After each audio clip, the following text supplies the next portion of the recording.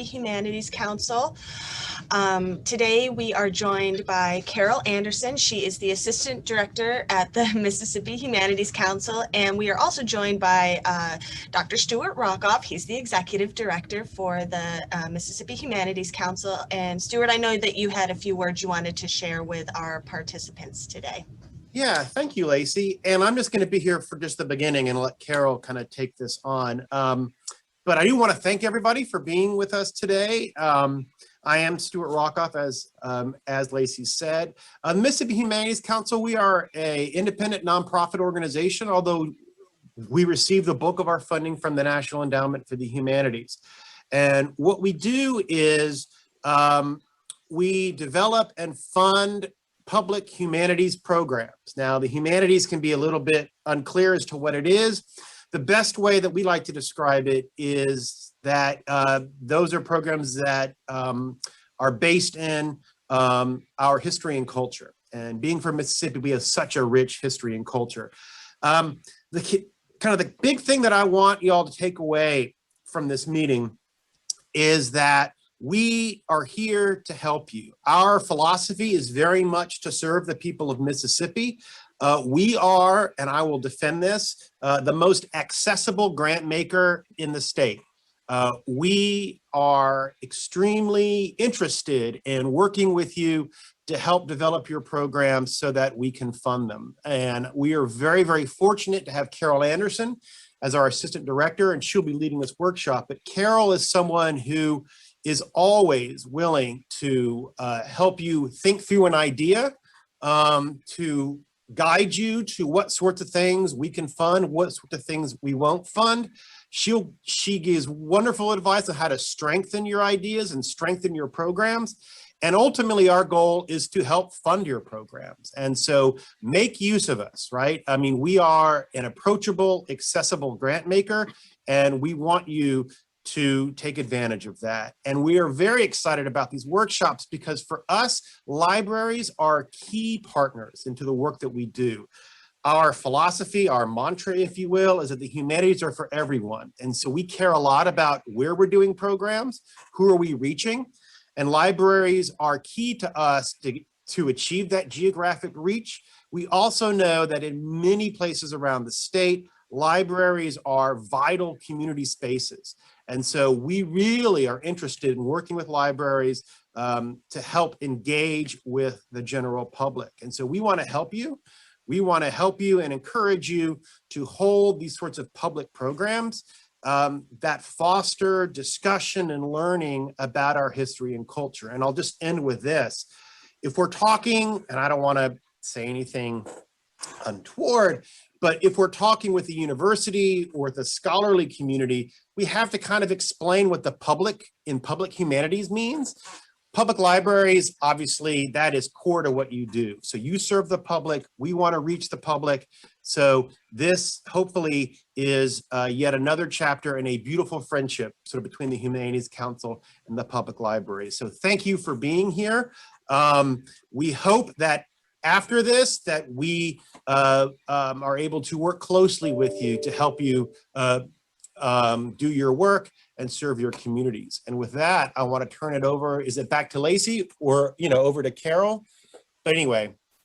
I'll pop in real quick. Right. We're a small meeting today, so we've got the Delta very well represented in our meeting today. So good. I hope that the library systems in here from the Delta will reach out to the Humanities Council because they do have fabulous programs and they want to fund projects for public libraries. So please, after this workshop, please reach out to them. We're going to have a few other workshops and partnership opportunities with the Humanities Council moving into the next fiscal year. So keep your eyes out for that as well. A few housekeeping things. Please keep yourself on mute when Carol's talking, just in case we get any random phone calls or things like that, or disturbances in our office. And after the workshop, we will follow up with a survey about the workshop today. We are recording the workshop. We'll record the one today and then the one not tomorrow, but the day after. And so one of them will be posted on our website in case you need to send this along to any of your other staff that may be interested. So with that, Carol, please feel free to get on started. All right, thank you. And Stuart, thanks very much. Oh, he's gone. So I wanted to very quickly, I'm going to dive right into this. And if we wind up ending early, that's good for all of us. But I do want to quickly go around and just have you all each very quickly tell me your name, your library, if you've ever had a Humanities Council grant in the past, or if you've ever participated knowingly in a Humanities Council funded program of any kind. So I'm going to call off names as I see you on my screen, if that's okay. Tamara. Good morning. I'm Tamara Blackwell. I'm the Reference Services Librarian from the Bolivar County Library System, and we just had the anti-racism reading bookshelf that we just finished up on. So yeah, very great program. Was it a good experience for you? Yes, it was. Yeah. Good. We Good. got a lot of good books, and you know, we put them in all of our branches so that we could, you know, we have 4 branches. So yeah, it worked out really great. That's good to hear. Mac, let me go to you next.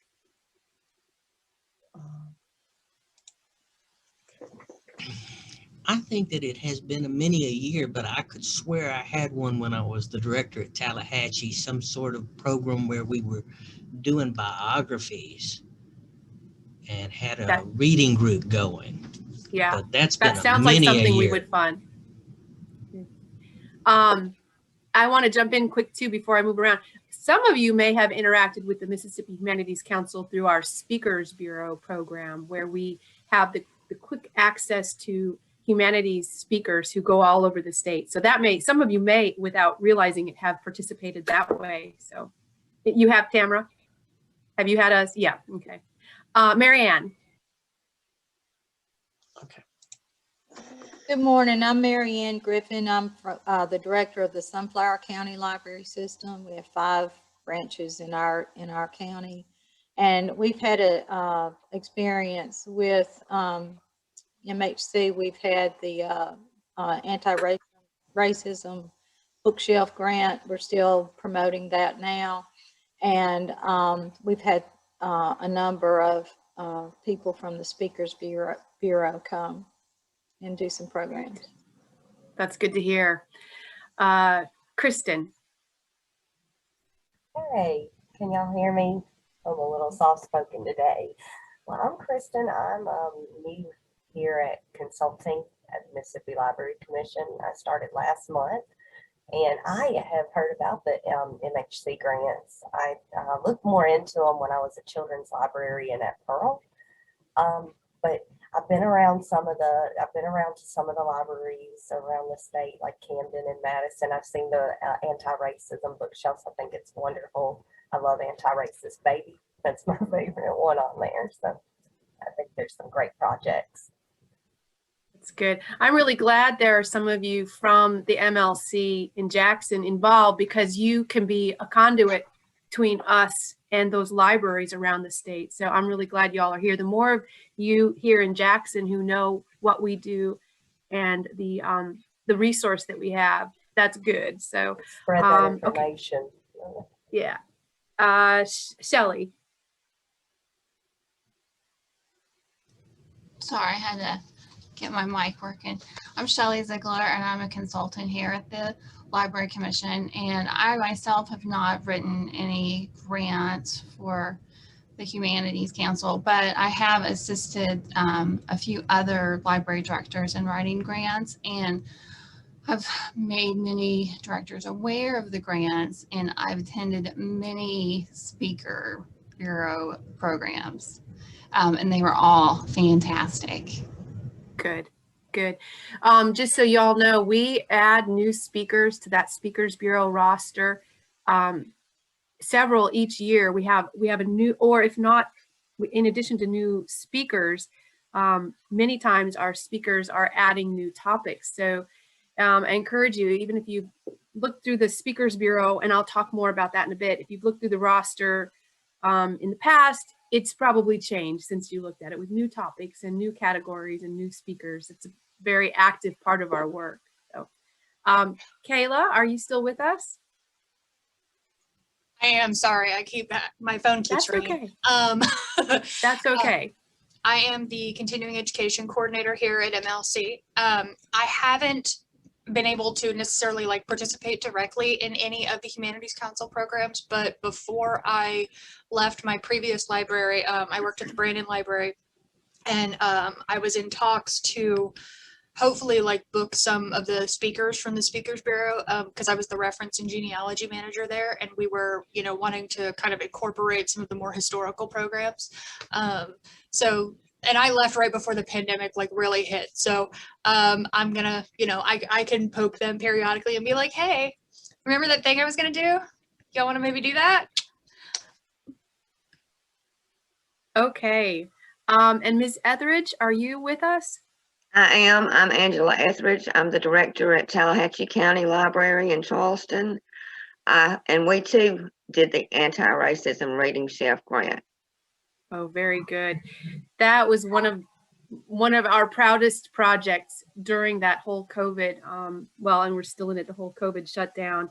So glad that we were able to access those funds and get that rolling. I'm glad to hear so many of you have been involved. And I think it showed us that that's something, both the model that we use, and then of course the topic is something we definitely want to revisit and do more of. So, well, I've been with the Humanities Council since my second child was about to be born. So I always remember how long I've been there, and that she just turned 16. So I have been with the Humanities Council for quite a bit, and always have worked with the grants and the programs in my position as assistant director. So this is something I do all year long, all the time, not as much during COVID as I should have, but now that we can do it on Zoom, I want to do it anytime anybody asks. So just know that you should just feel very comfortable reaching out to me and asking, hey, are you available to do some grant writing or program planning training? And I'm mostly going to be able to say yes. So I'm going to talk a little bit about some of the other program areas that we or resources that we offer, like Speakers Bureau. As I work through the grant writing, it's kind of grant writing for the Humanities Council's Grants 101. And then I'm going to share with y'all a couple of library initiated projects that we have funded in the past couple of years. In fact, I can say all grant applications that come to us are they're free and open to the public to take a look at. So I can share those with you if you want in PDF form. So you can almost treat them like a template. And I'll tell you with those two, as I walk through them quickly, why we funded them, if there were any weak points in them, what we advised the applicants as they were working on the proposal to the Humanities Council. And then after that, or later on in the week or another week, I'm really happy to talk with you one-on-one at any point. If you want to set up a one-on-one Zoom, if you've got program ideas, as Stuart said, that is something I feel very passionately about, is working with you on your projects, not being an unapproachable funder. I really want to help you. We really want, when you submit a grant proposal to us, that we're almost certain we can fund it. That's what I want to have happen. I don't want you to waste your time on a project that maybe we could never fund from the beginning. So I want you to know that. And with that, I am going to go ahead and start with a PowerPoint, but it's not very long. So I hope not to bore you too much with this, but it's got some important information. Okay, hold on a second here. All right, so I wanted to quickly, Stuart covered some of this, but who is the Humanities Council? We're just about to hit our 50th anniversary. So 2022, yeah, 2022? Yeah, no, that's right, 50 years. I have to do my math, there it is. We are planning a bunch of special programming to, not to celebrate the Humanities Council, but to explore basically the theme of our Mississippi story. So we're gonna really be leaning on the libraries and reaching out and encouraging y'all to do programs in your communities, not to tell the Humanities Council story, but to tell the Mississippi story. 50 years is a big deal. So we started at the University of Mississippi, but relocated shortly after to Jackson because it was much more regional, much more central for us to reach all regions of the state. So we are based in Jackson, right next door to the Library Commission. Stuart mentioned that the majority of our funding comes from Congress through the National Endowment for the Humanities. It comes to us in the form of a grant. So we are grantees ourselves. It's basically a sure thing that we will get our grant from the NEH unless we really mess up. But we, like you, have to follow all the requirements of applying and staying in compliance with our grant to the National Endowment for the Humanities. And I will let you know, they did defund one state council this year over non-compliance, which is a big deal, but they take this work very seriously. They are guardians of public funds. And so we take this work really seriously. So if our grant applications just annoy you because they have all these ticky boxes, it's just because we want to stay in compliance and be good stewards of public funds. And so that's all I can say about the difficulty of the grant application. I'll try to help you through those applications. I think it's interesting to mention that the NEH and the NEA, the National Endowment for the Arts, were created, the era in which they were created, which was a few years ahead, it's in the late 60s, a few years ahead of the creation of the state councils, was sort of an effort to balance the nation's focus on science. You know, this was the race to the moon era. And so they were, I find it remarkably progressive of the legislature at that time to see that we needed to balance those things. We needed to have the humanities and the arts in our lives. So we work hard to make the best use of those funds so that that will always be of value. So again, Stuart said, our work is, we do two things. We use our grant from the NEH and fundraising that we do on our own to fund a large, well, for us, the largest portion of our funding goes to re-granting around the state. And that's what we're going to talk about today. We also do a few council conducted programs, things that we ourselves imagine, create and deliver, like the Speakers Bureau would be considered a council conducted. We have envisioned what that would look like rather than y'all coming to us and envisioning it. So that's the difference. Council conducted, it's something that we dream up and we run. Grants are something you do. And the majority of our funding goes to the grants programs. And yeah, basically we don't discriminate. Okay. I wanted to quickly mention, as I said earlier, we do a lot of things besides grants. We do these, some of you may have connected or seen our traveling exhibits. Right now we have one moving around the state called Crossroads, which is examining the history, the rise and fall of the rural community, small towns and rural communities, and kind of asking the question, are they about to disappear? Are they just, waning away? Or are we in an era when we're finding value in our rural communities? It's a really great program. Speakers Bureau, we do family reading programs, and those often involve libraries where we ask a host, could be, libraries are often the host organization for these, to take on a 6-week commitment to host reading programs with parents and their children. So the parents must come with their children. We have a variety of themes that books are collected around. The library works with the council, sometimes the community organization, but they work with the council to pick the package, the theme that works best for their community.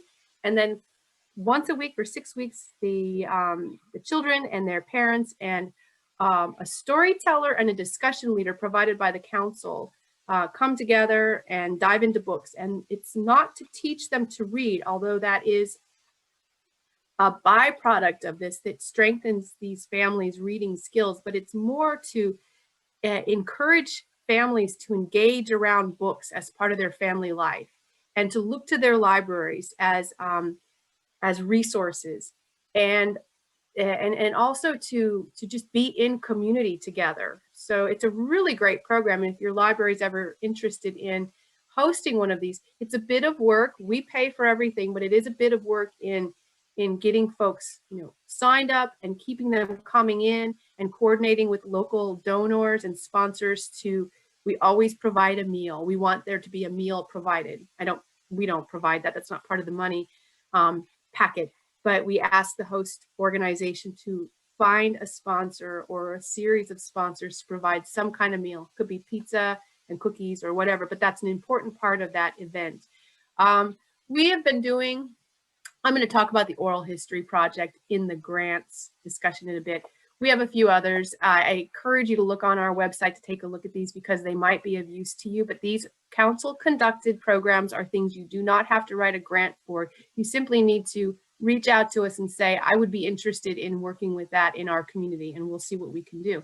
Ideas on Tap, it's a happy hour discussion event, fairly new. Well, I guess we're now we're well into our second year.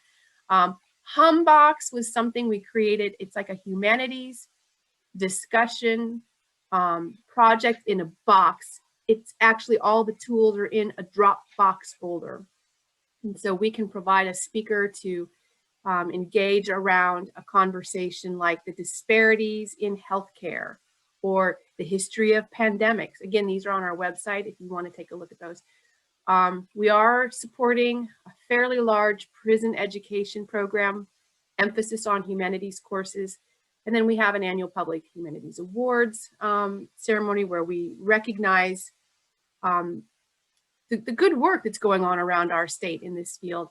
And then we do a variety of other things as funds become available. So that's the catch-all, periodic other council conducted projects. But we're going to focus on grants. I want to let you know that all of our grant documents are on our website. You can download that. We do not have an online application system, but you can access all of our materials on our website. You can download the guidelines or the application forms themselves, either as a Word document or a PDF file. Probably going to want to go Word because then you can enter your responses in the Word document. If you download the PDF file, it is not the kind of file where you can enter text. We're just not that savvy yet, but you might want to just have one on hand and just take a look at it and start scratching things in before you go back to completing it. So 2 forms. And if none of those work, we are very willing to throw one in the mail to you or get one on a fax machine to you. So we just don't have an online system yet. Maybe that will come after COVID. So I wanted to talk with you about, and please hop in with questions at any point. Don't hesitate to interrupt me if you have a question about something, because you might forget later. Stuart was saying it can sometimes be difficult to explain what we mean by a humanities program. I'm guessing that you in the library world have a pretty firm grasp of this, but just to review, basically, we're just asking that the programs make use of the humanities fields. And these are the generally agreed upon fields of the humanities. And I will say that, people have made the case for even like political science or public health, those fields, if you're using those subject areas to examine something about our Mississippi human experience, that doesn't mean they can't be involved as well. These are the general fields, though, that we look for, that somehow you're tapping into them for something in your program. And I'll tell you a bit more when we get into the example grants, how these folks have used these various subject areas. Again, this is all on our website. This content that I'm showing you is generally all included in the grant guidelines that are on our website. There are certain things that we cannot fund with our grants. And I'm not going to go through all of these because, again, you can access this in our grant guidelines, or I'm happy to send you. I'm going to pull those up in just a moment and show them to you. I can quickly drop a link in our chat if we want to this document online. But there are a number of things. The really important one is that you cannot charge fees for any of the programs that we would fund. Now, you might have a weekend-long event, and portions of that weekend-long event do have admission fees. As long as the event that you are wanting us to support is free, you're good to go.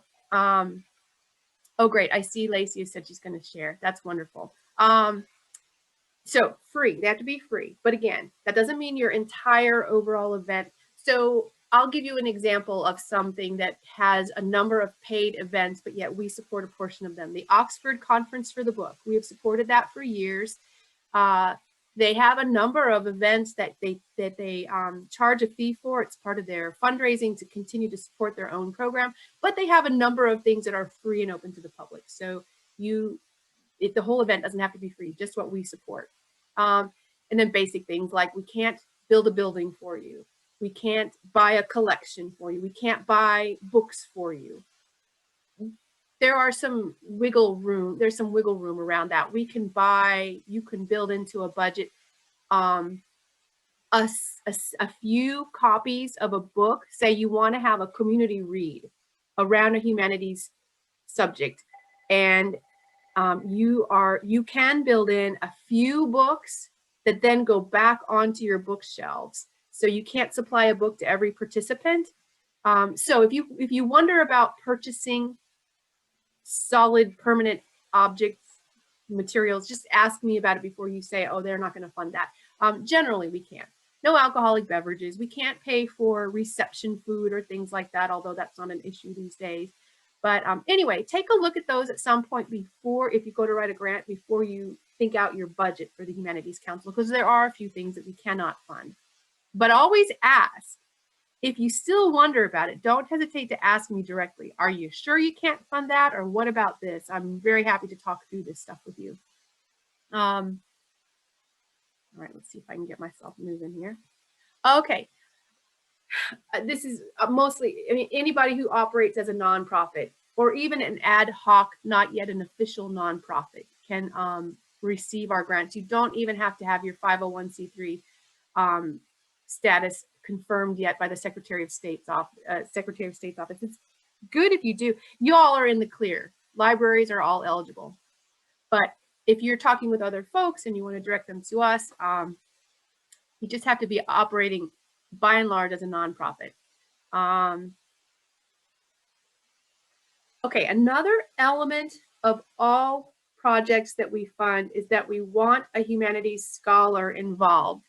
I don't love that term scholar, but I'm going to talk through what that generally means. I think scholar is, it can come off as elitist and unattainable for some organizations. So for lack of a better word, I'm going to leave it up on the screen, but generally it's somebody, as this says, who is professional, they're educated, they're professionally educated, they've gone to college, they have studied something in the humanities field, and they should have at least a master's level education in this field. They've really drilled in and studied this very carefully.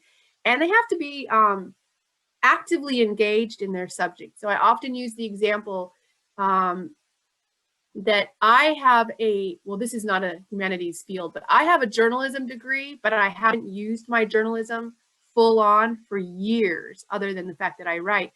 I would not qualify as someone with expertise to speak on the topic of journalism in a humanities funded program because I'm just not actively engaged in it.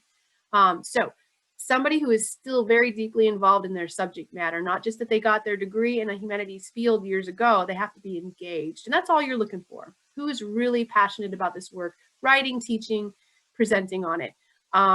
So these folks, now I will say they could be folks on your staff. Doesn't mean you have to go out and specially find them. Or if you do need this expertise, I'm happy to help you connect with folks around the state. But we want them to be involved in planning or envisioning your program and in conducting your program, and ideally involved in evaluating what you did at the end. How did it go? What were the weak points? What were the strong points? Humanities scholars. We have two kinds of grants. We have what we call mini, and all our grants are small, I know, compared to what you may have seen, but they're very accessible. We have two small, a mini grant, which is up to $2,000. And there are no deadlines for those. We accept those applications all year round. You just need to apply at least 8 weeks before you plan to conduct your program. So your grant period date, the date that your grant would begin, any events or any expenditures would be 8 weeks after whatever day you drop it in the email to me. So that's the deadline, but otherwise we receive those all year round. You do have to match all of our grants dollar for dollar, but I want to explain that by matching a $2,000 grant, those you can match entirely with in-kind. You don't have to actually put up money to match or go out and fundraise. If you do, wonderful.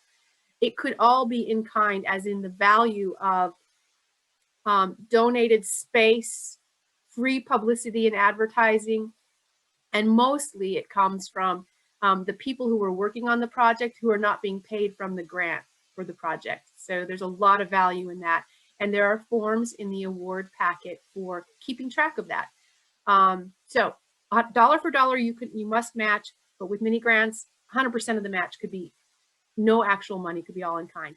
We have a larger grant line, our regular grants. Is anybody asked, Marianne, were you asking a question or waving a bug away? Okay. Well, I was doing both. Okay. Back up to the in-kind. Yes. You said about the people who were working on the project. They have to be unpaid. No, not unpaid at all. So in the award packet, there is a matching contributions form. You photocopy it as many times or download it as many times as you need. And it's anybody who puts effort into the project. Okay. You're probably going to be on staff at your library. And of course you're being paid for your work. You're just not being paid from the grant. But you may also have many volunteers or parents. If you're working with children, you may have parents who are helping out. You may have interns. You may have friends of the library folks who are helping. And so I basically say, imagine anybody who had their fingers on any part of this project. Their time is of value. And so they can fill out one of these forms, sign off, and, volunteer hours, according to the nonprofit community, is like $23 an hour, something like that.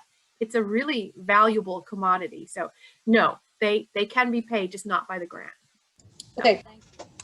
So Carol, most likely, like for a library system that might be applying with matching funds, it would primarily be staff, what your staff time is worth, and then let's say, and if you were having, maybe your friends were sponsoring refreshments or maybe doing printing, that's a cost that would be included.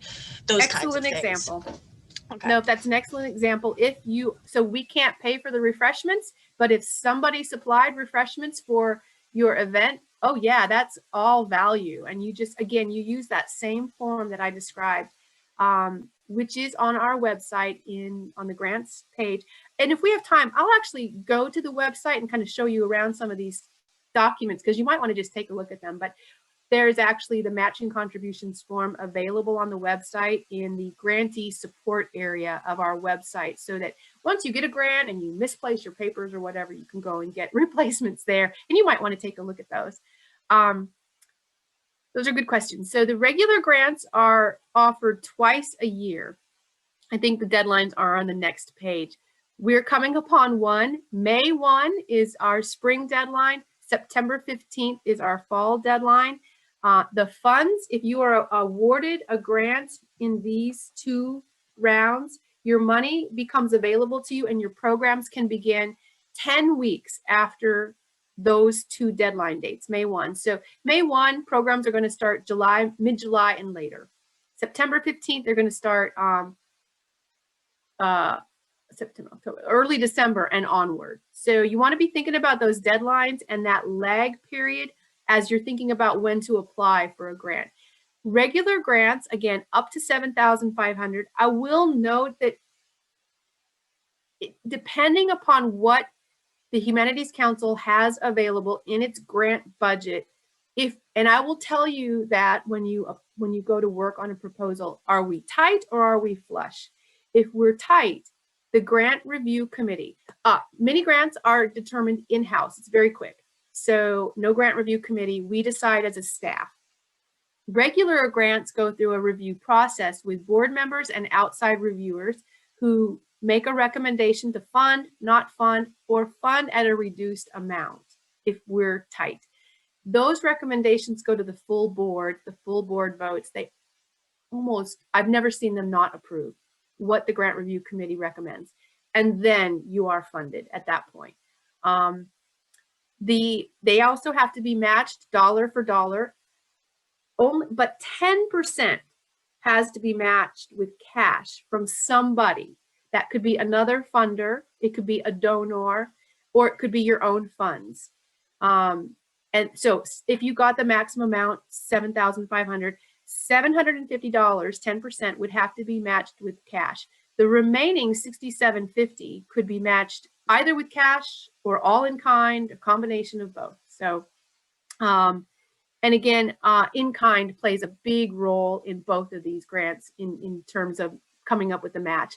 And before you apply, if you are struggling with how am I going to come up with that match, that's another thing that the Humanities Council staff does, is helps you think through how can I achieve that match, so that you, again, don't go to the work of putting together a whole big grant proposal and then realize I can't come up with that match. So we will help you think through that and help identify sources for coming up with that match.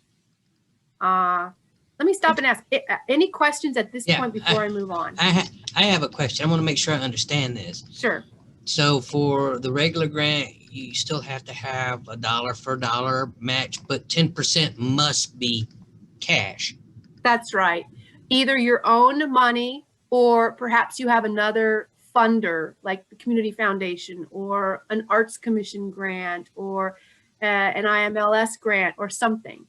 So somehow 10% has to be in cash of one sort or another. Maybe you do a fundraiser specifically for that project. I just worked with the League of Women Voters of Mississippi on a grant that is winding down, and they didn't have $750 in their budget. They didn't have another donor, so they went and did a fundraiser just to raise that $750 with, you know, and by that point they had a project that they were raising their funds around. So that's another way people come up with their cash. And they were very successful. They got their $750 without too much trouble. So there are a variety of ways. And again, I'm happy to think through ways to get that match when you begin working on a project with us. I dropped a note into the chat field that we will be hosting another one of these similar types of workshops with the Humanities Council, specifically for these larger grants, which will be in July, just in case anybody wanted more information or anything like that. Yes, that's good, Lacey. And that's, yeah, July, because it gives you enough time to think of and prepare a grant application for our September 15th deadline. So yes, we'll go over all of this again. And you're also welcome to call me at any point with questions or email me. I mentioned the deadlines. Mini grants are rolling. Regular grants have those two deadlines. Remember, again, mini grants, you have to apply at least 8 weeks before you intend to do your program. You wouldn't be able to access your funds or turn in any expenses sooner than that 8-week period. That's the only thing to remember. And then the regular grant deadlines, your funds become available 10 weeks after these two deadlines. Okay. So the components of your application, and I'm going to go through these pretty quickly because I really want us to talk about what kind of programs y'all might consider for your regions. But the components of the application are pretty obvious. And I always say, we'll look at the grant application in a minute. And I know people hate filling out grant applications. I hate it myself. But essentially, by walking yourself through the grant application, you are framing your project. So if you can psychologically wrap your head around the fact that I'm not just doing this exercise to get the money, yes, you are, but you're also doing that, it's helping you visualize and frame your grant program, your project, in a way that should produce a really good program. So you're going to do a narrative. And this is something that you add to your application. So you fill out the form and then you add on a narrative. It could be 1 page, it could be 10 pages. We have you tell us, whatever length it takes you to tell what you're doing and why you're doing it, and why you have the capacity to do it. But again, it's just, what you want to do. Why are you doing it? How will you, all these things, how will you publicize it? Have you ever done this before? And if you haven't, just say, nope, but here's what I'm doing to make sure I have a pretty good shot at pulling off a good program. So Doesn't matter. You do not have to have had previous experience. Perhaps you want to have somebody on your team that has had previous experience. That's good. And then, of course, how will the project that you're working on be of benefit both to your organization and to your community? And I want to stop and take a pause here and say we have been working as a council with an organization called the Harwood Institute. I think it is Harwood Foundation, Harwood Institute, who is in the business of teaching organizations like ours how to listen to our communities, carefully listen, so that we can propose programs that are meaningful, that they want, and that reflects what's going on in their community. So a phrase they use with us all the time, and I'm going to use it with you because it kind of fits with this third bullet point, is how are you looking outward with your program? So what are you tapping into in your community? What are you responding to or serving in your community? It's an interesting question that we may try to build into the grant application form for you to think about. How is this program tapping into a need or a wish or an interest of my community, my constituency? And I will also mention, let me see if this fits with the next.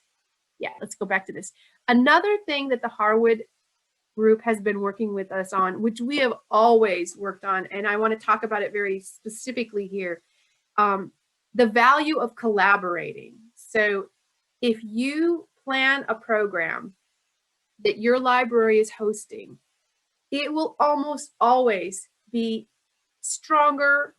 People will be more aware of it. You may have greater attendance if you can draw in other organizations, other entities in your community, in your region to collaborate with.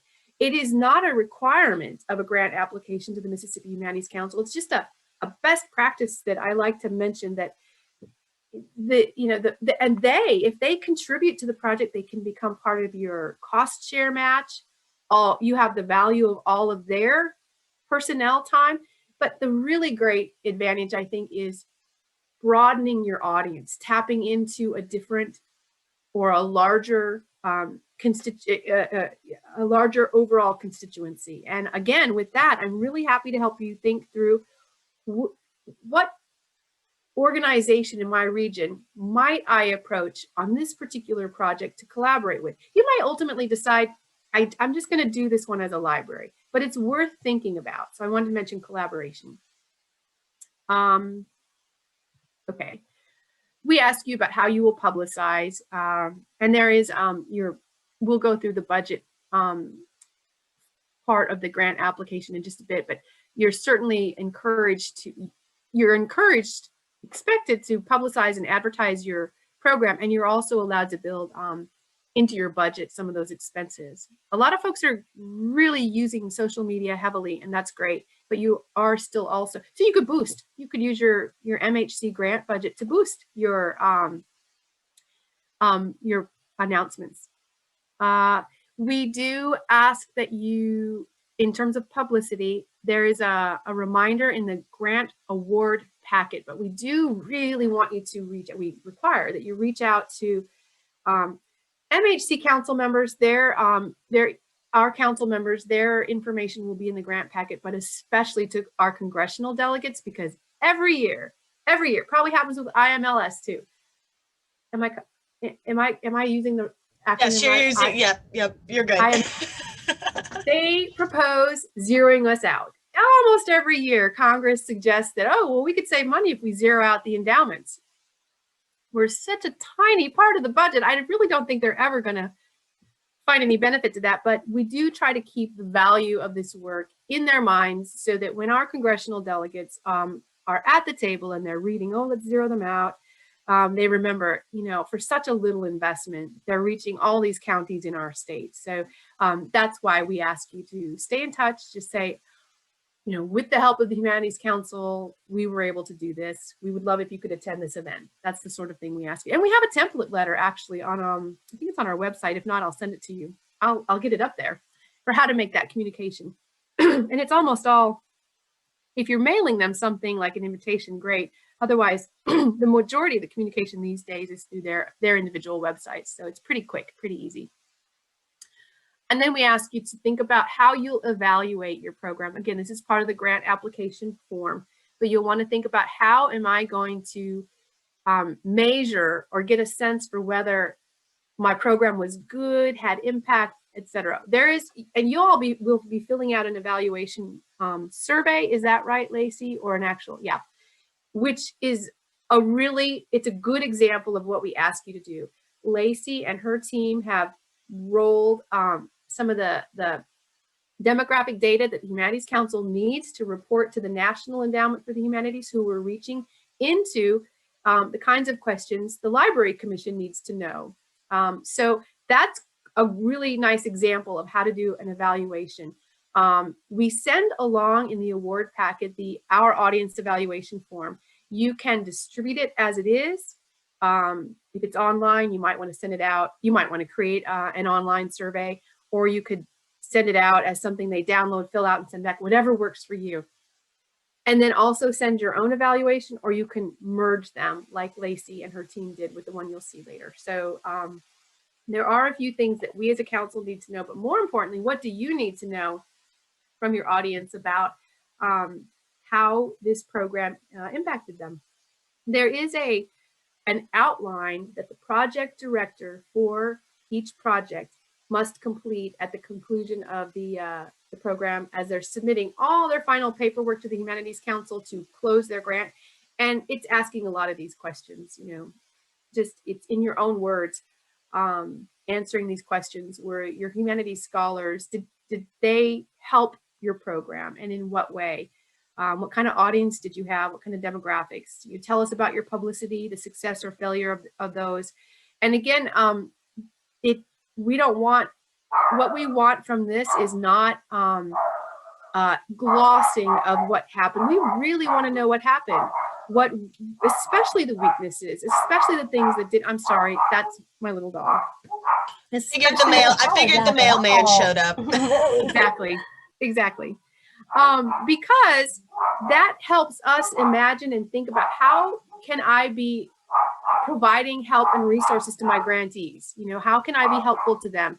What didn't work for you? And that helps me know how to be helpful to you on this end of the project. So we're gonna talk about the budget. I'm gonna pull up the budget form so that we can actually walk through it. Let me make sure I'm not running over my time. I'm doing good. Okay. What we look for is when you propose a budget to us, does it make sense to us that you could actually get done all that you say you want to get done with that budget? We mentioned the cost share. We do look at, are they giving fair honoraria and stipends for the scholars? And then we look for anything that's not eligible. So we'll go through the form, but those are the sorts of things we're looking for. And again, I would love to help you with that before you apply. So send me drafts. We can work through that so that we can get out anything that's not fundable before you officially submit. Okay, what else is needed? Yeah, there are a lot of things that people forget to do. They forget to sign various spots on the grant application. So I try to tell you on the front end, make sure you signed everything, make sure you checked off everything, make sure you've got resume forms that are signed for every scholar or expert who's going to be paid from the grant. Only those who are going to be paid from the grant. You might have 4 or 5 other people involved who bring expertise, but I only need you to submit the resume forms for those that the grant's going to pay for.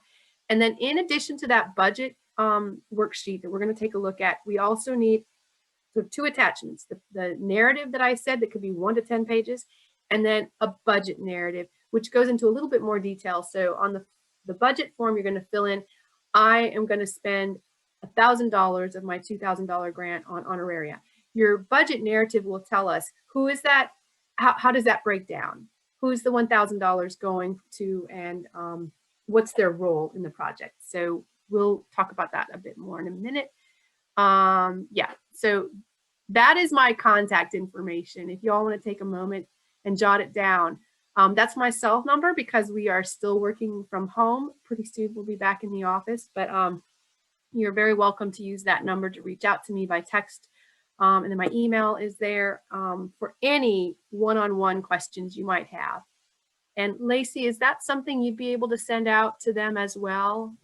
Yes, we'll send your, I was just typing in your contact information into the chat. It'll be included with the follow-up for this training that'll have the presentation materials and the application PDFs that you shared with us earlier. Great.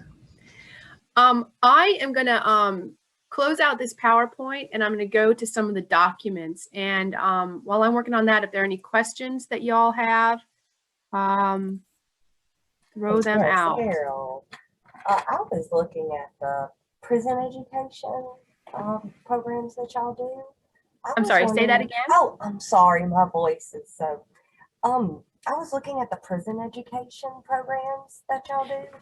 The which, Are- the which, The prison education? prison education. So sorry, yes. Oh, no, that's my fault.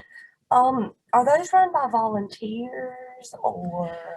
No, know, and I'm happy to hear of interest. We have a grant from the Mellon Foundation to support launching 4 credit programs, education programs in 4 prison facilities around the state. So community colleges are taking programs into whatever regional correctional facility is in their service area.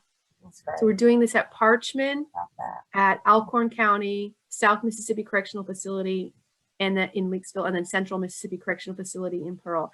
And so, no, it's a formal education program. That's great. At some point, we will back up a bit, and our role as a Humanities Council will become, keeping these groups connected in conversation, in dialogue, a consortium where they come together, and an outside entity like ourselves. We're not going to enroll students, we're not going to teach students, and we're not imprisoning students. We are the outside entity that can kind of keep them all together and thinking about the human in all of this. But Kristen, I will say so this grant goes through 2023. You may be on to big career things after that, but if you're still interested in this work, I hope that another thing that the Humanities Council will do is some of the not for credit efforts that we can bring into these facilities. Like we did a family reading. I told you we have a family reading program. We did Great. a family reading series at Central Mississippi Correctional Facility where we met for 6 weeks on the Saturday morning of the month that the moms could see their children. And it was incredible. I mean, and if they, it was a really interesting arrangement. MDOC told these imprisoned women that if you participate in this, you can have an extra visit per month with your kid. So it was really, and I don't know how I feel about that in total, like holding that over their heads, but there's a lot of stuff to think through, and that's something that the libraries might start. The libraries might find a place in that work at some point, because it's very definitely about valuing reading and books and as something that families can do together. And what we do is go through themes, right? We go through like trust themes. That was a hard one with those children and their mamas. We go through honesty, themes of honesty, all sorts of themes. So anyway, that's what that program is. That's awesome. Thank you. Yep. I wanted you all to see these, again, all these documents are on our website, not the PowerPoint, but these other documents, and not the 2 grants I'm going to show you. But grant guidelines are the first thing you want to read very carefully before you even start down the road of imagining a project. But it goes through pretty much all the same things that I just talked with you about, but you have a chance to read it in greater detail in the grant guidelines on the website. And I need to update that. I didn't mention oral history grants. I do want to talk about some program areas that are particularly that are particularly interesting for libraries. So we do have oral history grants, and I will share the grant application form, and then I'm going to talk about some things that are good for libraries, I think, but you all will have your own ideas. Anyway, these are all the things we've pretty much talked about with some extra detail, like how to apply. Things I mentioned: talk to us first, submit a rough draft, then submit your final application. All the things it has to include, and then telling you what happens next. And what we imagine are the keys to a successful proposal. Again, these are all on the website, but something you probably want to take a look at before you get down into the hard work of writing your application. And then I think there is a, budget, tips and terms. And then the terms is kind of an interesting part. So you understand these words we're throwing around out there. Okay, now I want to show you the grant application, just real quick. It is a requirement, not a suggestion, that you consult with Stuart or with me about your idea before you ever apply, because we're going to ask you, who did you consult with?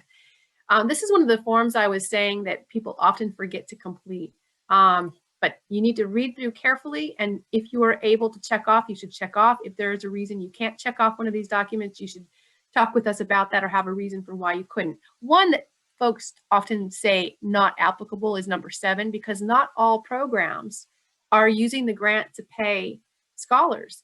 Sometimes the scholars are on staff, folks with expertise on your staff, and they're part of the work, but they're not actually being paid to present. So that might be one you wouldn't have to sign off on, but just be careful to read through that. Oh, by the way, this reminds me, I didn't mention this, but you can't use MHC grant funds. One of the ineligible expenses, you can't use MHC grant funds to pay anybody on your staff. So you might have that humanities expertise on your staff, or discussion leader expertise, or storytelling expertise. If they're on your staff, they can't be paid with your grant. Only folks you bring in from outside. So I did want to mention that, and that's why it's a checklist item. The application form, pretty straightforward. You have to tell us your DUNS number and your EIN number. You need to identify a project director. This is the person who's going to marshal the project through all of its phases and be responsible and answerable to the Humanities Council. That's it. The fiscal agent is probably going to be, it could be an outside accountant, but it's probably going to be your on staff fiscal person. The proposed grant period, remember that with mini grants, it's always going to be at least 8 weeks after the date you applied. That's your first day of your grant period. And then you tell us how long it will take you to complete the programming that you're proposing, and then give yourself another month or so to complete all your paperwork. We will give you an additional 3 months to really pull all those pieces together, but give yourself about a month after your project to complete all your paperwork. And then we will give you an additional 3 months grace period. Your program dates, locations, like it says, if it's web-based, a web address, if it's Zoom, just where is it going to take place? And you just do your best to answer these other questions. These were mentioned in the guidelines, but you'll want to tell us what is the humanities field or fields that you are using to do your program. How, is it history? If you do a genealogy program, and I'm going to talk to you about good programs for libraries, you're drawing on local history. If you are examining some of these themes that we talked about with the book discussions, you may be using philosophy, you may be using jurisprudence, there may be other things. So just think about what are we, and you can go back to that list of the humanities from the grant guidelines. What are we really engaging with in the humanities here? That's where we want to hear your thinking. On this list, you should list all of the folks who are involved in a humanities kind of way in your work. So again, that may be folks on your staff. And even if you don't have, I showed you what that humanities scholar definition is. Please don't worry about that too much for this column. If you have some expertise in the subject area, go ahead and list that. And doesn't mean that you have a master's degree in it, but just who is involved.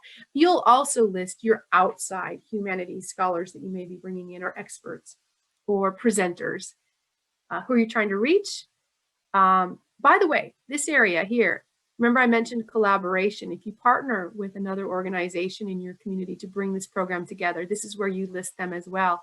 And your audience then will include their audience as well as your own. Evaluation, we talked about that. The project narrative is what you attach. I want to go back up to the first page. We ask you for a brief, like right here is just a synopsis, like an abstract, but you should then attach a more detailed description of your narrative, 1 to 10 pages, whatever. Most of them are a couple of pages long, so whatever makes sense for you. So the brief description, sorry, I'm echoing, should be about like maybe a paragraph, four sentences. That's right, Okay. Lacey. Yeah, just enough to fit in that spot. It really just is a quick look. I'm like, okay, they're on the right track. And it's also what we use when we enter you into our database. We grab that as in the database, a quick reminder of what this project was all about. So, and sometimes we use that for once your project is funded for your calendar entries on our website calendar, we grab from that area because you have done the work of synthesizing it down to a few sentences. Okay, your budget page. This is the thing that gives people the greatest heartburn with our grant applications. So I wanna tell you, don't get heartburn. Call me, we'll work through it. Over here are the typical things that we fund. You'll notice that salaries and wages and fringe benefits for your folks, your employees, are crossed out. You can't use grant funds for that, but you can build in honoraria funds for folks you bring in to lead a book discussion, to inform and exhibit. We're going to go through those ideas and we'll talk about personnel, but that's where you list what you're paying somebody from the grant to do the work they're doing. You can pay their travel. Travel includes hotel and food and things like that. They can't travel from outside the US, but you can actually, if you bring in an international presenter, you can charge their in-country travel to the grant. So some little details there. Supplies, that's just anything you need to make this happen. Maybe maybe you need to buy a ring light for a Zoom session because your library's never invested in that yet and you're going to be doing Zoom series. Actually, that would probably go under equipment.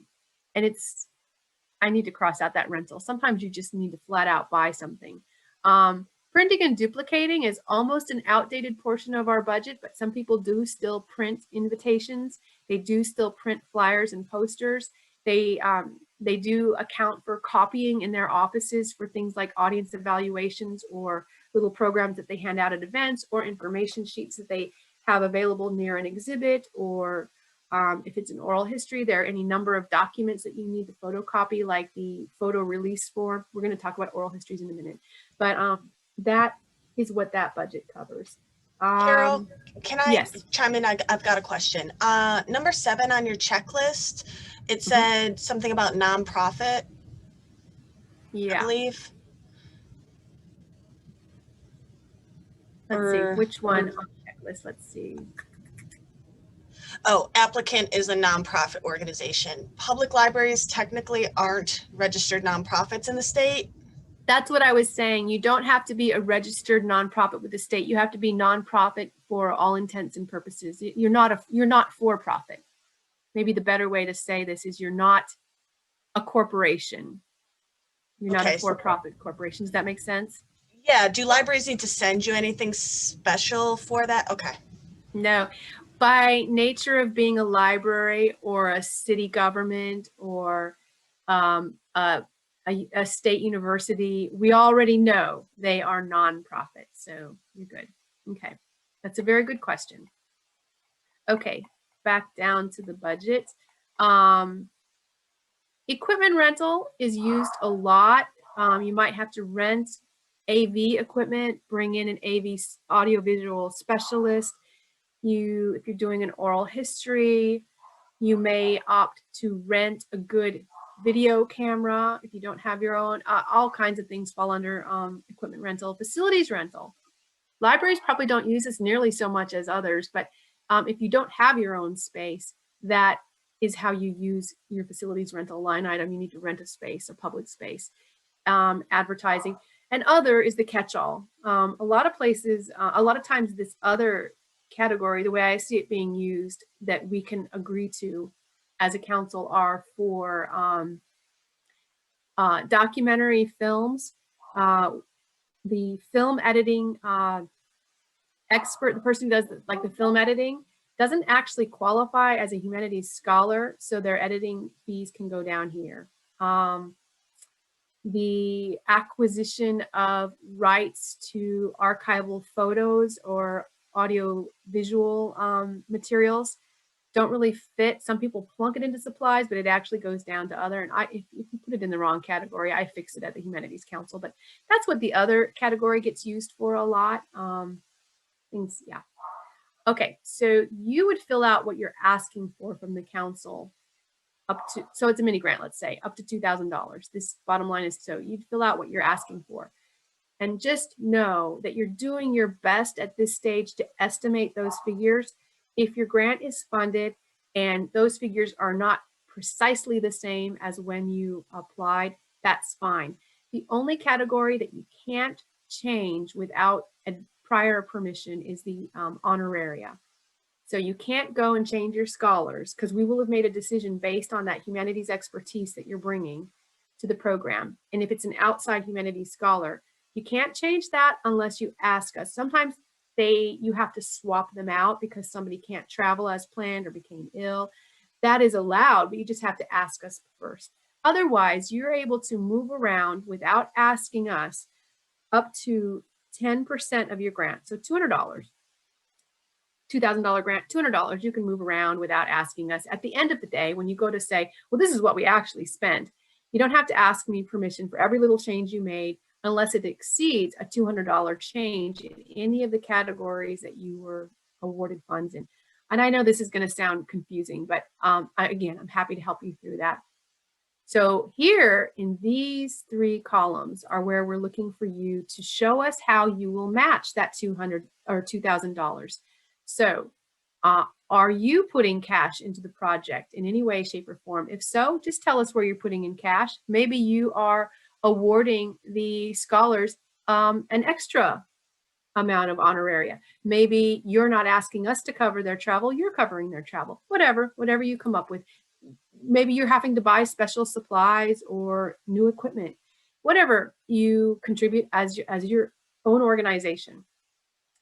Let me go to this one next. If you have other funders, Mississippi Arts Commission, any other community foundation, go ahead and list what they may be contributing. And then finally, any in-kind, and that's where you guys are going to probably accumulate the majority of your match. And here's where you are going to really want to make sure you report all that human investment in your project using that form I mentioned, the matching contributions form that comes in the award packet. So these are the three columns that you're going to, the 4 columns that you're going to, 5 columns that you're going to fill out. What you're asking for from the Humanities Council in the case of a mini grant, not to exceed $2,000, all of the cash, in kind, etc. And these 3 should total at least $2,000 somehow, some way. And then just, do it across and down totaling altogether. Your head of organization should sign off. That might be the project director, but if you are the top, if you are in charge of your library, then you can sign off. If you answer to someone, they should sign off. So your top authorizing official should sign this particular document. Again, it might be you, or it might be somebody who you respond to. So for public libraries, they have an administrative board of trustees. Should their board or their chairperson be the individual that signs this, or are you talking more like the library director? The library director. That's a really good question. And the way I generally answer is that whoever in your organization can sign contracts.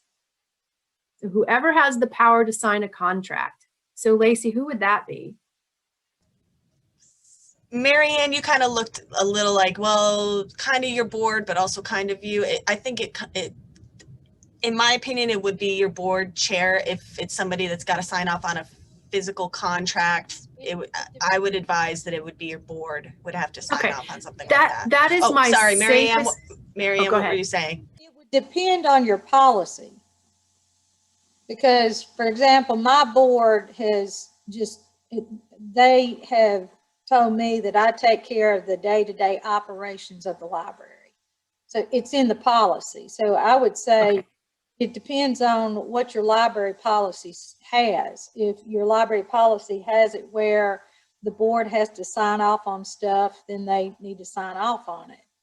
So Okay. that would be my advice is what, follow your policy.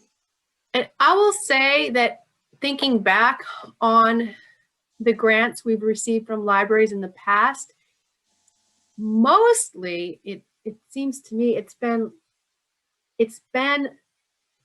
the director, the library director, that has signed off. But again, I think that's just for y'all to know on your end if you can. And I'll try to remember to always ask that question when that stuff comes in from libraries.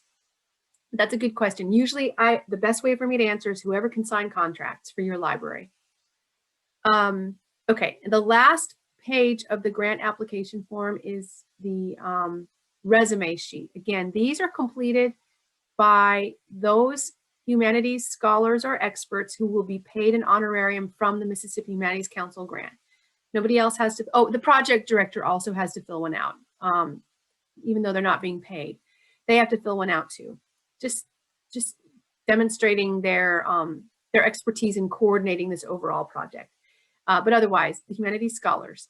And during COVID, these are just getting passed back and forth electronically from people. We're not, they are entering their own digital signature. Maybe it's an image that they drop in.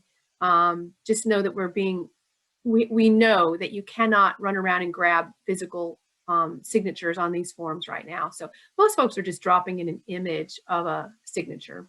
So whatever makes sense. And if I question it in any way when it comes in, I'll work with you to get the correct signature. But what we really want, we don't want, you can attach with a humanities scholar, you can attach their 2,000-page CV if you want, that's okay. But what I really want is this form. I mean, my husband is probably 2,000 pages by now. I don't know. He's got, I mean, it's embarrassing how long some of these are. Like y'all are just too caught up in your own output. But so I say that knowing how long these CVs can be. It's fine. It's not necessary. What I really want is exactly this. I want to know their degrees, their areas of expertise, where they're working now. Sure, if they have had publications, I don't need, I mean, my husband's 3-page list of publications. I only need the publications that make sense for the activities or the lectures or the conference presentations that connect with the project that you all are proposing to us. And then I especially want this filled out. This is where I really get to say, to understand what are they specifically doing with the library on this topic. So these are these things right here are the most important parts of the application, of the resume form. So you see the long CV, I could probably sort it out and figure it out, but you will be doing the Humanities Council a great favor in you thinking through what are they bringing and here's what they're bringing. Now, I will just say, you may, as a project director, fill this out with, in dialogue with your humanities scholar. And if they agree with what you've written and what you filled out, you don't have to ask them to mess around with the form. If they seem like they're a really busy scholar and it's never going to get done, you can fill this out in dialogue with them. Just make sure they sign off on it, that I agree. This is what I bring to the project. Okay, so any questions about the form, the application form itself that I can answer? Okay, I'm going to bring up one more form because I have been mentioning this throughout. We do have a specific category of grants called oral history grants. Those grants, the form is nearly identical. There are a few little things I will point out that are different, but the reason we have a different application form is because it is funded through a different line item in our budget. All of our work is funded by the National Endowment for the Humanities or private donors, except for our oral history grants. Those grants are funded by the Mississippi legislature. Our friends, the Mississippi Department of Archives and History, for years have written an item into their own budget for the legislature to approve to support oral history projects. They send that money 100% over to the Humanities Council. So we manage that line item of the Department of Archives and History's budget. We use that money in two ways. One is we reserve a portion of it to provide training and expert assistance to anybody who's new to oral histories or needs that an oral historian and some help with the forms. And I'll tell you a little bit about some of the forms in a moment. It used to all go to the University of Southern Mississippi's Center for Oral History and Cultural Heritage because they had an on-staff. They had staff that could actually do like an oral history training before anybody launched into their own. And that would be things like, how do you narrow your topic? How do you identify and connect with the folks you want to interview? So let's say you wanted to do an oral history in your community on blues musicians. You wanted to capture the history of blues musicians in your community. Well, your libraries, you might want to capture the stories of writers, authors, anything that came from your community. So they would help you, and you can still use you can still ask us to provide this help for you, although it doesn't have to be USM anymore. They help you envision your project. Like, what story am I really trying to capture, and why is that story meaningful? Not just blues music or previous published authors in general, but specifically, what am I trying to say? Like, does my community have a particular story to tell about our place in the blues history of our state? Or do my authors that I want to interview together tell a particular story about our community, or have they overcome a particular challenge? So they help you identify, what exactly am I trying to capture here? Then they help you connect professionally with the folks that you want to interview, and they can help you, these oral history experts can help you prepare your questions, your interview questions, so that you are capturing that story that you've identified that you want to tell. They will help you think through the forms that you have to have. So when you collect a story or a photograph or a video of someone for an oral history project, they have to sign a release form. Those are available from us. So an outside oral history expert can help you think through all of those things you have to do.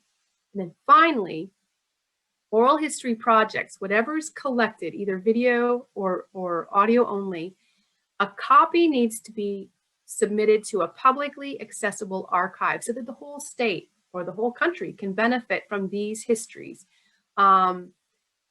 You can retain and use those histories in your library for any future project that you imagine, but one copy has to go to a publicly accessible archive so that that content is accessible by researchers and organizations anywhere.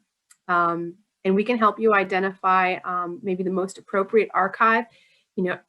Most of our state universities have archives. I'm trying to think if there are private archives that we've ever used, but we in the Delta send a lot of them for you all that we're talking to today. We send a lot of them to Delta State University, to their archives. We suggest you connect there. But you're also not that far to connect with the University of Mississippi's archives. And the thing is, you might want to think about, what are they particularly strong in their archives? So I know that the University of Mississippi has a particularly good archive of political papers. So perhaps if you are pursuing something that is more political in nature, it might be smarter to send it to the University of Mississippi. If it's very Delta centric, it's probably going to be good to go to Delta State University.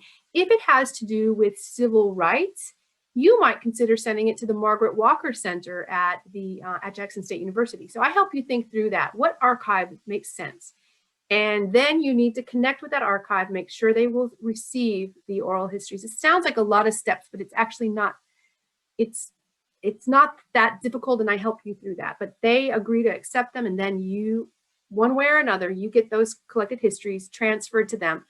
jump drive, through the internet. I don't know if anybody uses CDs anymore, but whatever way you have to get that recording to the archive. They on their own then go to work with getting them, cleaned up and put in the archive in a way that makes sense, and then also creating like a catalog and a guide to finding them, a search aid to finding them. So that's work on their end. And then with oral history projects, in addition to collecting these important stories, you must have a public engagement component with them. So a lot of ways that people engage their community with these stories that they're collecting. I've seen communities work with their high schools to literally write little plays that tell the story of their community in a little stage play.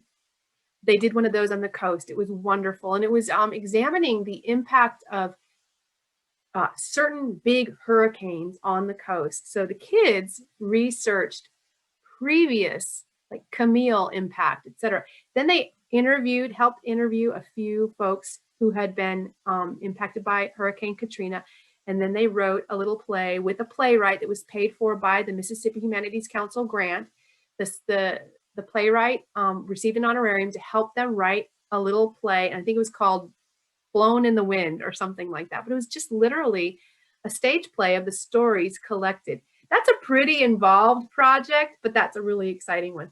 A lot of folks simply do community listening sessions where, as they're collecting the oral histories, they have community listening sessions. These days, it might be by Zoom. It might be a virtual session, but they bring 2 or 3 of the folks that they're getting, that they're collecting their oral histories together in a room, and they have a facilitated conversation with their community. And through that, lots of other stories come out of the community dialogue that they might pursue and record later on. So it's a very exciting project area for someone who really enjoys that kind of local story collecting. So a separate form, it's got some extra forms that you do have to get signed off on. There's this extra, I don't know who we have you, I have to figure out who we send you to now because we're not specifically connecting with USM anymore.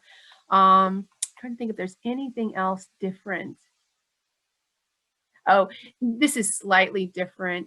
Instead of asking, why is this a humanities project? We ask you about the scope of the project. That's one box that's different. We ask you this, how will you use the interviews? Otherwise, I believe everything else is almost the same. Yep. Okay, so I wanted you to see that form. Just a couple of little things that are different. And if you want to follow up with me at any point and talk specifically about an oral history project, I'm very happy to do that. And who's really good with this is Stuart Rockoff. He is an historian, has done a number of these himself. He is particularly helpful in this work. So, okay, let's see. Let me pause. I'm looking at the time and ask if there are any questions at this stage. We've got about 30 minutes left. Okay, then I'm going to go now to taking a look at, whoops, hold on, let me get myself to, oh, how can I make this move? Here we go. I want to show you a couple of proposals, actual proposals that we've received from libraries in the past and kind of talk through the strengths and weaknesses. So this one is from, yeah, okay, this is from the Biloxi Public Library. What happened here? Let me double check the chat and see if I'm missing anything. Yeah, great. Lacey, thank you for following and keeping up with that. So Ethan down at the library there called me up. I'd actually done one of these grant writing workshops for coastal libraries.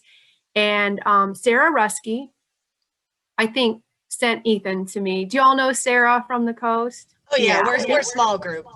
I pretty much assumed that if I mentioned a name, you would know. You know who else does good programs with us that you will know is Mona. Oh gosh, over at the Columbus Library. Swayze? Is it Mona Swayze? No, what is Vance? Mona Vance. Mona Vance. Mona Vance. Yeah. So, and I mentioned these names because you are a small community. I should have said this earlier. You should you should tap into them and ask them, hey, I'm working on my first grant proposal to the Humanities Council.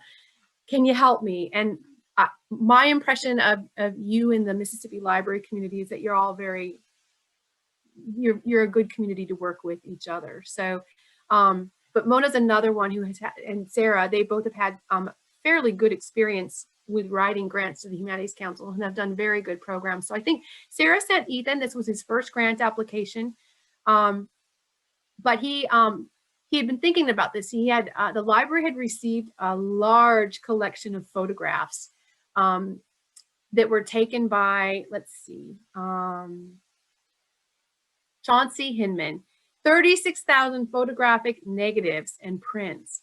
And they, I'm trying to remember, I think he was let me get down to their narrative. If he was he was a commercial photographer. So what became interesting about this project, and Ethan this hook came to him pretty early on. He's like, yeah, I've got all these photographs. You know, what could be interesting? I need to get them cataloged.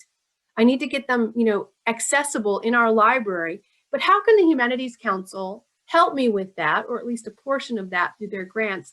And then I also give something back to my community. So he was trying to figure out something that was beneficial to him as a librarian, but also serve the purpose of the Mississippi Humanities Council, which is to connect with your community through this work. So he chose to do a project that focused, he went through the photographs and he looked for specifically photographs that kind of illustrated the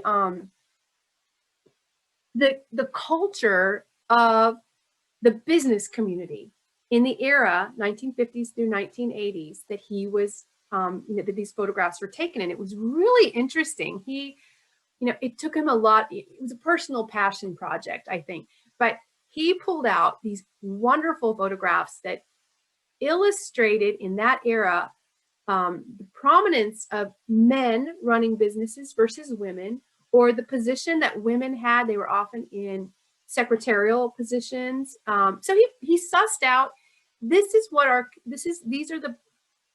the progress of our community through these images.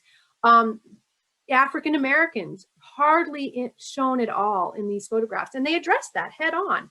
Very few of these businesses that were being photographed were owned by African Americans or were led by African Americans. So he just went through and picked out, this is what these photographs reflect back for us and tell us about our own community and the changes over time and where we are today. So he did that work.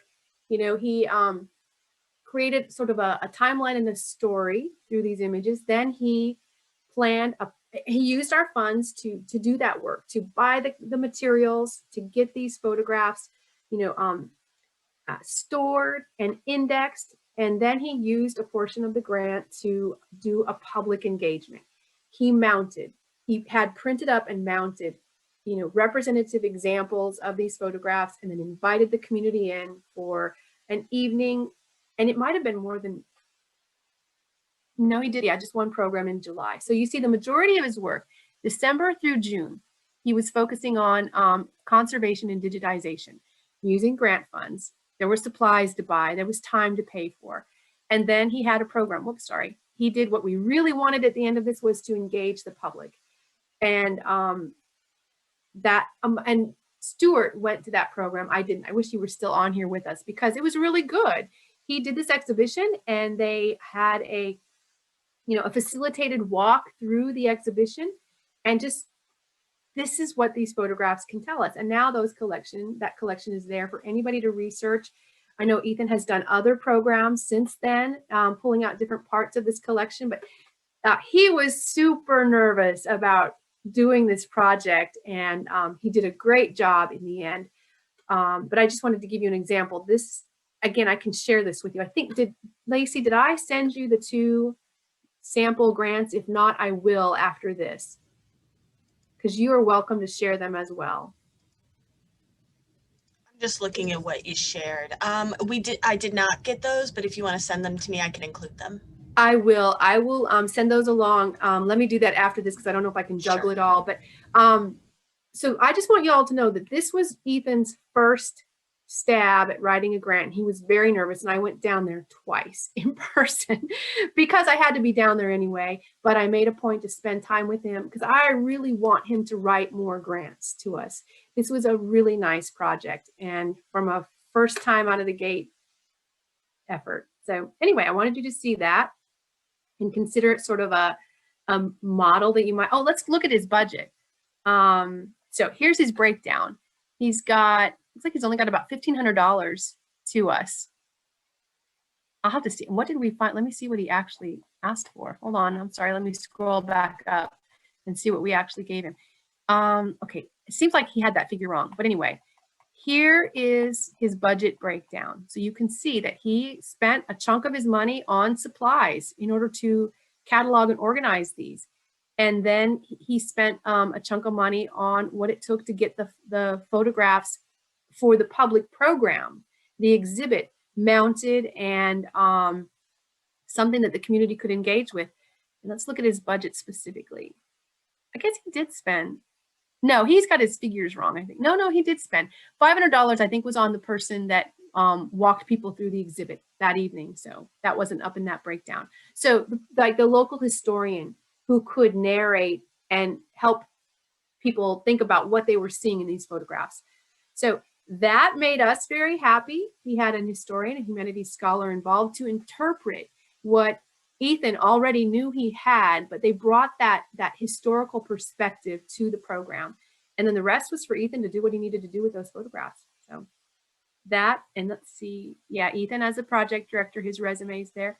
I don't know where, I think that got added later. I think he had to send me the resume sheet later, so it's not actually attached to this document, and I can go dig for that. But anyway, that is one example I really wanted you guys to see because Ethan was a first-time applicant. Any questions about that project? Okay, let me show you one more. Okay, the Library of Hattiesburg, Petal and Forest County, we haven't had many applications from them in the past couple of years, but they typically do at least one grant application a year to us. Now I know that they're in a university town, they're a larger library system, so I understand the resources they have that are different than some of our smaller, more rural libraries. But I just wanted you to see, this is, you can see by the amount, this is a regular grant.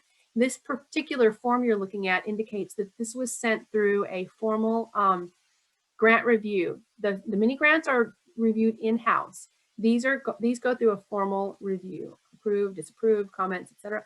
Okay, their application looks like this. This was funded, by the way. So here's an example. Sean is the director of the library, right? He signed off as the person with the signing authority, but it was Adam Singletary who is actually the project director. So he marshaled the project all the way through. But as far as those signatures we were talking about earlier, it was Sean who signed. And then Catherine, I believe, is their accountant. Oh, she's director of operations, okay, or assistant director. Okay, so this is a larger grant, still not a lot of money, but they had a 6-week-long project rather than a one-off, event, one night or 1 weekend. This was 6 weeks. I'm surprised at how little they asked us for, actually. But they had identified this as a program for the library, and then Sean and Adam came to the Humanities Council and said, would the Humanities Council consider funding this element of this 6-week program? So that's an idea for y'all. Maybe you are planning something larger, but you come to the Humanities Council for a particular part of it, a day of it, a component of it. That's very common. So let's see, what did we fund exactly? Let me get back down to the budget. Let's see. Looks like we funded mostly Chuck Gailey working on. Yeah, they did a lot of stuff. I have to get back down here to see what they did. And you guys can take a look at this afterward. I'm going to go straight to the budget because I want to see what we actually funded. They did so much. It was such an interesting project. Okay. Where's that budget page?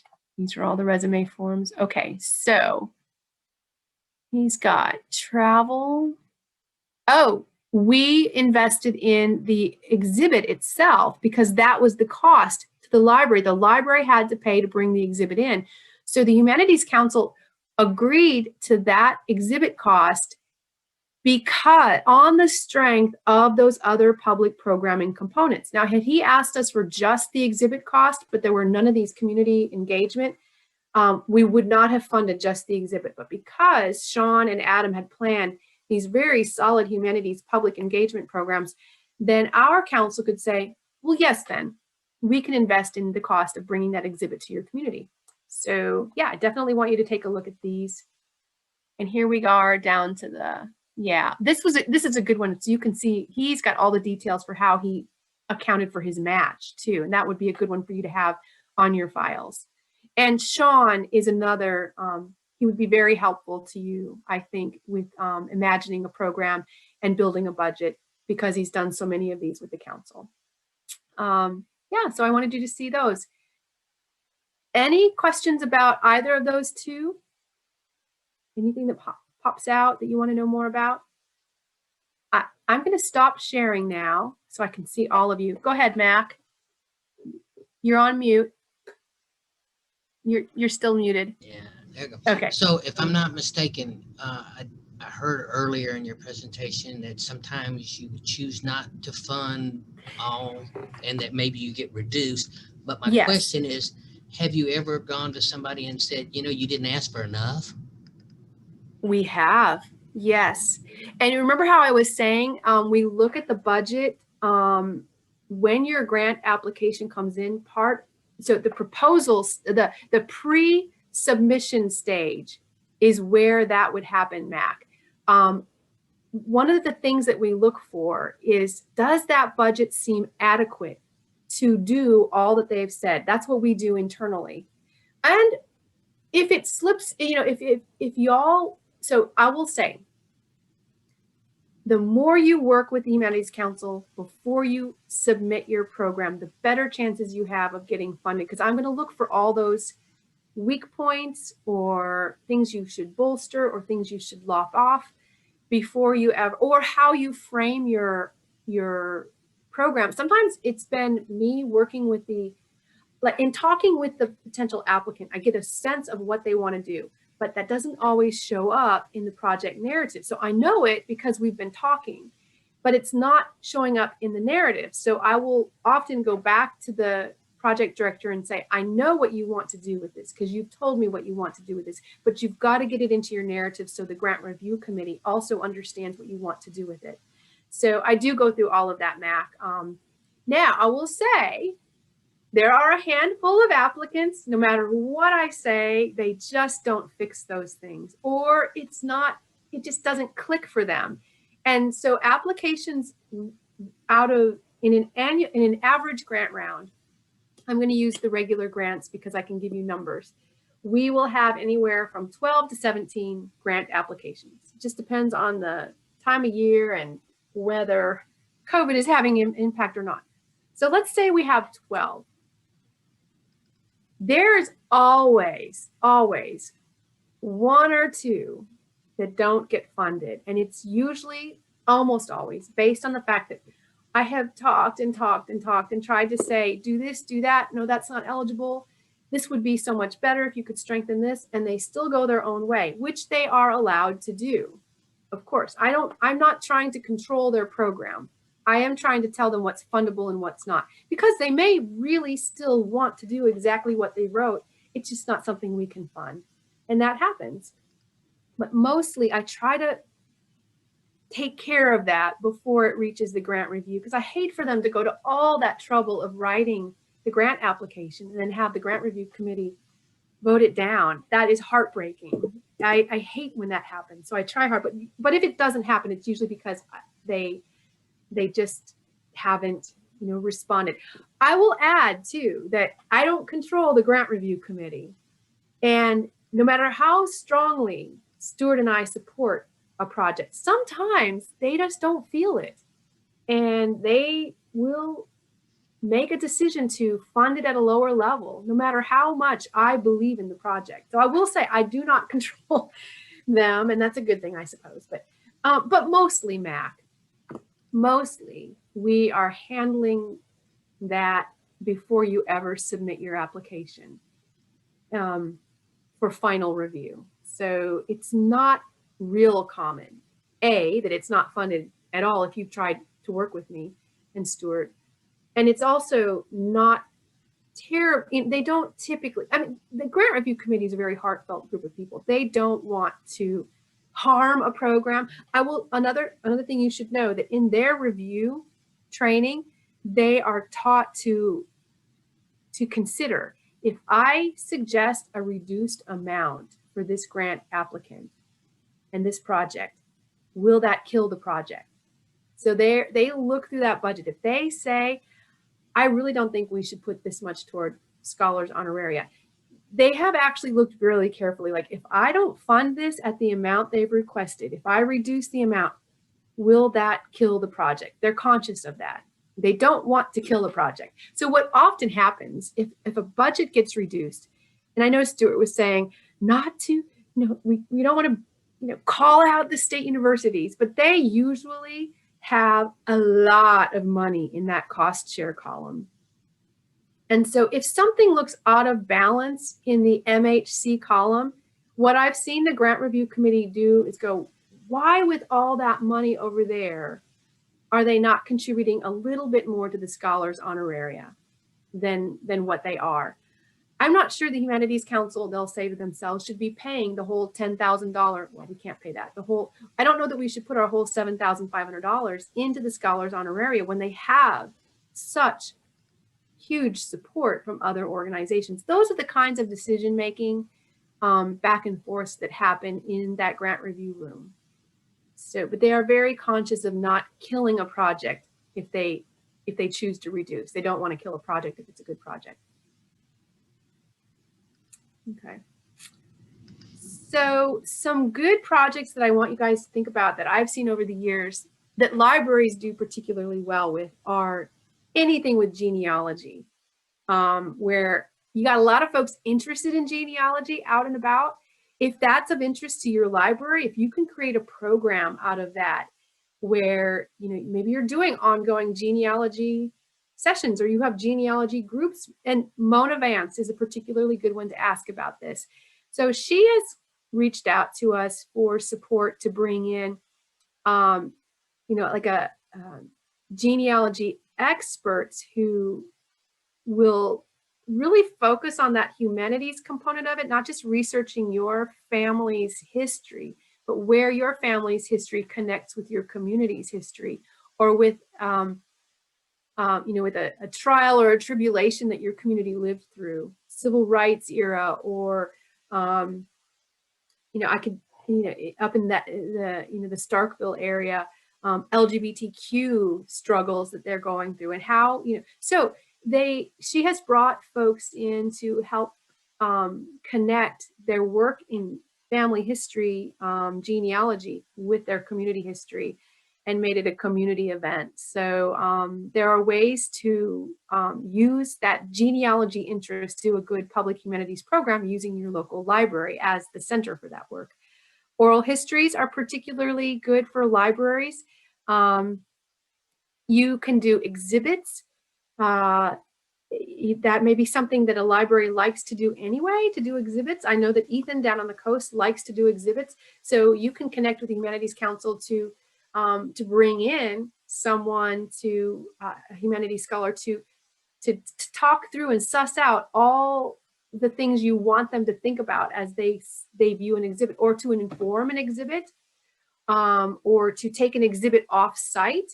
So you might, again, a partner organization, you might consider something that you want to have a longer life and you take it off to their location as well.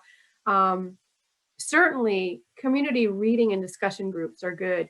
I think about, I think it's USM works with the library in Hattiesburg to do their war roundtable. Is it the war and history roundtable? They have a whole ongoing thing where they examine, the history and the impact of war.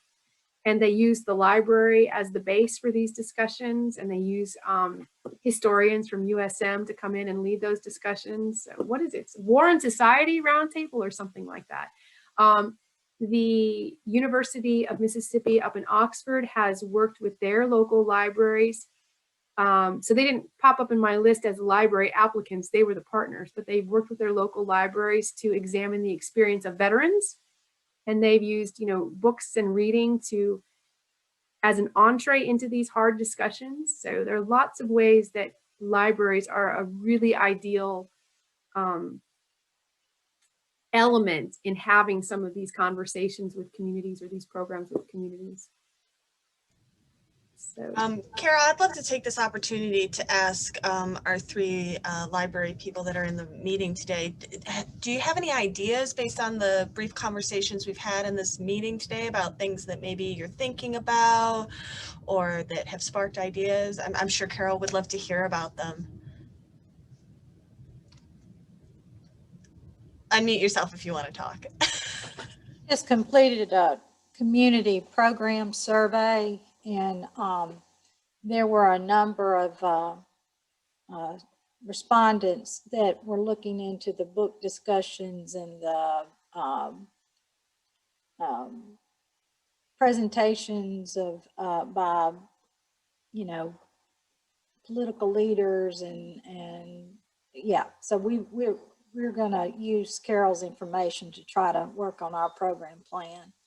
That's great. Yeah, doing a community survey like that. So you remember I mentioned at the start, looking outward. That's exactly that work. What is exciting or bothering or worrying or interesting my community right now, and how can I respond as a library and take it to the Humanities Council to support some programs around that. That's great. I want to tell you about something that just occurred to me that I've been involved with this summer, just personally, or winter.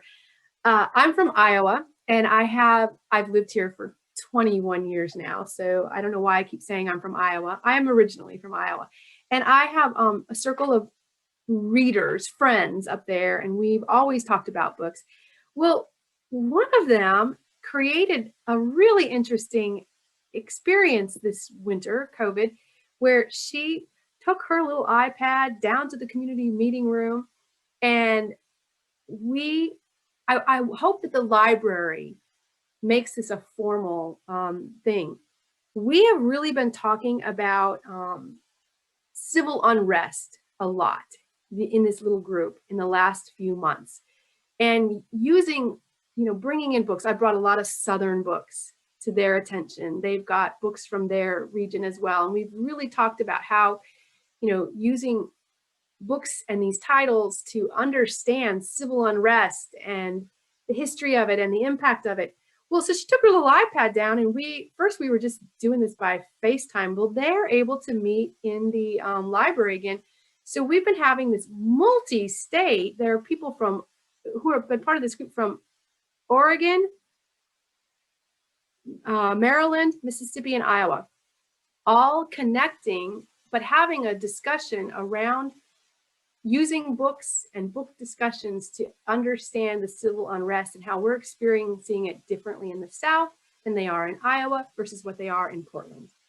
And that was a really interesting thing to me, that I could see a library formalizing, like, we're going to host this. I mean, it's just fascinating to me to be able to hear what our friend in Portland had to say about civil unrest in contrast to what Iowa, very, very little happening. Not that they're not unhappy in their various ways, but very little acting out of it. And then how it's been part of our history forever in Mississippi. It's been a really interesting experience using the library, not officially, but the library and the books. And a lot of these folks have been connecting. I don't know, does Mississippi have this, that they've been connecting and suggesting books through Bridge? I don't know what that is. Some kind of online access to books. I have no idea. Bridge. Iowa has it, and apparently Portland does too, or Oregon does too. But they could suggest books. It's like a you read them on your device, but you check them out of your local library. So you don't have to sign up to like Audible or whatever, it's a service of the local library. And so they've been able to share books that way. It's been very interesting. Anyway, I think there are endless ideas for libraries being what you are, as Stuart said, really in many places, the community space of your region. And also an accessible and safe space, I think, in the minds of a lot of people, that other spaces aren't all, they can't always say that, some spaces are safe for some or comfortable for some and not for others. But I think libraries really straddle that. So you guys are in a great position to do really good programming, and we would like to support it if we can. Great. Does anybody have any other questions or comments for Carol? No? Okay. What I really want to say is, I know some of you you all have fantastic staff at your libraries. What I really love about these mini grants is that they're perfect opportunities to help grow your staff's capabilities to do grant writing, because the Humanities Council is so hands-on and can help walk them through that. So if you have a staff person that maybe wants to dip their toe into this grant writing pool, it sounds like these mini grants are a really good opportunity to grow those skills with your staff and set them up for success. So thank you, everybody, for joining us today. Have a great rest of your day. Bye. Thank you all. Nice to meet you. Bye.